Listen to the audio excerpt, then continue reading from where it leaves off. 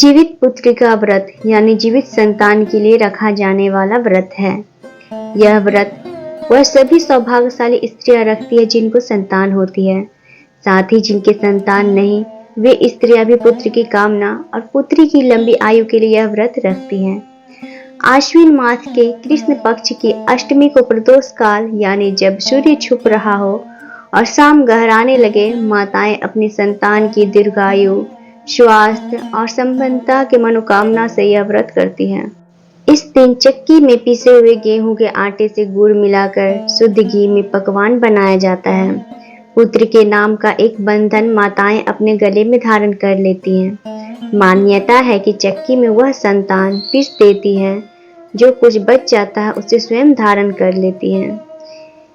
इसकी पूजा शिव जी को प्रिय प्रदोष काल में करनी चाहिए। व्रत का पारण दूसरे दिन अष्टमी तिथि की समाप्ति के पश्चात किया जाता है। दोस्तों, अब बात करते हैं जीवित पुत्री का व्रत का महत्व। पार्वती जी ने एक स्थान पर स्त्रियों को विलाप करते देखा तो शिव जी से उसका कारण पूछा।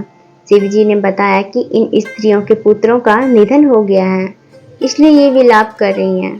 पार्वती जी बहुत दुखी हो गई। उन्होंने कहा, हे नाथ, एक माता के लिए इससे अधिक हृदय विदारक बात क्या हो सकती है। उसके सामने उसका पुत्र मर जाए, इससे मुक्ति का कोई तो मार्ग हो, कृपया बताएं। शिव जी ने कहा, हे देवी, जो विधाता द्वारा रचित है उसमें हेर फेर नहीं हो सकता, किंतु जिमुत वाहन की पूजा से माताएं अपनी संतान पर आए प्राणघाती संकटों को भी टाल सकती हैं।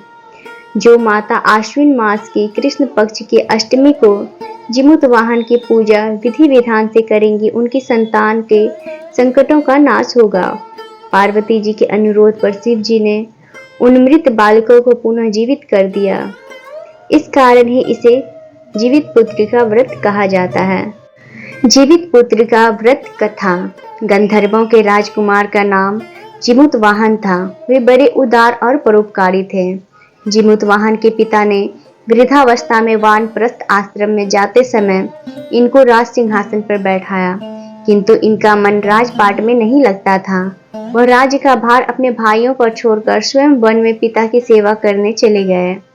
वन में ही जिमुत वाहन को मलयवती नामक राजकन्या से भेंट हुई और दोनों में प्रेम हो गया।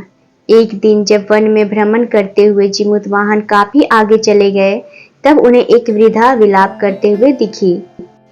पूछने पर वृद्धा ने रोते हुए बताया, मैं नागवंश की स्त्री हूँ, मुझे एक ही पुत्र है। पक्षीराज गरुड़ के कोप से मुक्ति दिलाने के लिए नागों ने यह व्यवस्था की है। वे गरुड़ को प्रतिदिन भक्षण हेतु एक युवा नाग सौंपते हैं। आज मेरे पुत्र शंखचूड़ की बलि देने का दिन है। आज मेरे पुत्र का जीवन पर संकट है और थोड़ी देर बाद ही मैं पुत्र विहीन हो जाऊंगी। एक स्त्री के लिए इससे बड़ा दुख क्या होगा कि उसके जीते जी उसका पुत्र ना हो। जिमुत वाहन को यह सुनकर बड़ा दुख हुआ। उन्होंने उस वृद्धा को आश्वस्त करते हुए कहा, डरो मत, मैं तुम्हारे पुत्र के प्राणों की रक्षा करूंगा। आज उसके स्थान पर स्वयं मैं अपने आप को उसके लाल कपड़े में ढककर वध्यशिला पर लेटूंगा, ताकि गरुड़ मुझे खा जाए और तुम्हारा पुत्र बच जाए।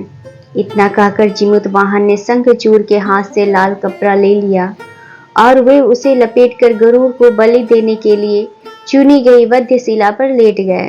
नियत समय पर गरुड़ बड़े वेग से आए और वे लाल कपड़े में ढके जिमुत वाहन को पंजे में दबोचकर पहाड़ के शिखर पर जाकर बैठ गए। गरुड़ ने अपनी कठोर चोंच का प्रहार किया और जिमुत वाहन के शरीर से मांस का बड़ा हिस्सा नोच लिया। इसकी पीड़ा से जिमुत वाहन की आंखों से आंसू बह निकले और वह दर्द से कहारने लगा।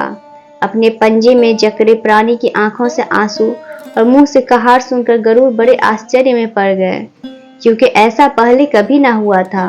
उन्होंने जिमुत वाहन से उसका परिचय पूछा। जिमुत वाहन ने सारा किस्सा कह सुनाया कि कैसे एक स्त्री के पुत्र की रक्षा के लिए वह अपने प्राण देने आए हैं। आप मुझे खाकर भूख शांत करें। गरुड़ उसकी बहादुरी और दूसरे की प्राण रक्षा के लिए स्वयं का बलिदान देने की हिम्मत से बहुत प्रभावित हुए। उन्हें स्वयं पर पछतावा होने लगा। वह सोचने लगे कि एक यह मनुष्य है जो दूसरों के पुत्र की रक्षा के लिए स्वयं की बलि दे रहा है और एक मैं हूँ जो देवों के संरक्षण में हूँ, किंतु दूसरों की संतान की बलि ले रहा हूँ।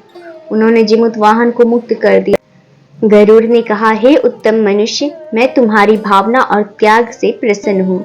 मैं तुम्हारे शरीर पर जो घाव किए हैं उसे ठीक कर देता हूँ। तुम अपनी प्रसन्नता के लिए मुझसे कोई वरदान मांग लो। राजा जीमूतवाहन ने कहा कि हे पक्षीराज, आप तो सर्वसमर्थ हैं। यदि आप प्रसन्न हैं और वरदान देना चाहते हैं तो आप सर्पों को अपना आहार बनाना छोड़ दें। आपने अब तक जितने भी प्राण लिए हैं उन्हें जीवन प्रदान करें। गरुड़ ने सबको जीवन दान दे दिया और नागों को बलि न लेने का वरदान भी दिया। इस प्रकार जीमूतवाहन के साहस से नाग जाति की रक्षा हुई। गरुड़ ने कहा, तुम्हारी जैसी इच्छा वैसा ही होगा। हे राजा, जो स्त्री तुम्हारे इस बलिदान की कथा सुनेगी और विधि पूर्वक व्रत का पालन करेगी, उसकी संतान मृत्यु के मुख से भी निकल आएगी। तब से ही पुत्र की रक्षा हेतु जीमूतवाहन की पूजा की प्रथा शुरू हो गई। यह कथा कैलाश पर्वत पर भगवान शंकर ने माता पार्वती को सुनाई थी।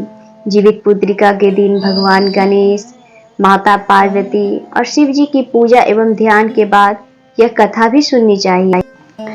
दोस्तों, और भी ऐसी कथाओं, धार्मिक कथाओं के लिए हमारे चैनल को सब्सक्राइब जरूर कीजिएगा और अपने फैमिली फ्रेंड के पास शेयर जरूर कीजिएगा और कमेंट में बताइएगा नेक्स्ट वीडियो किस टॉपिक पर बनाएं।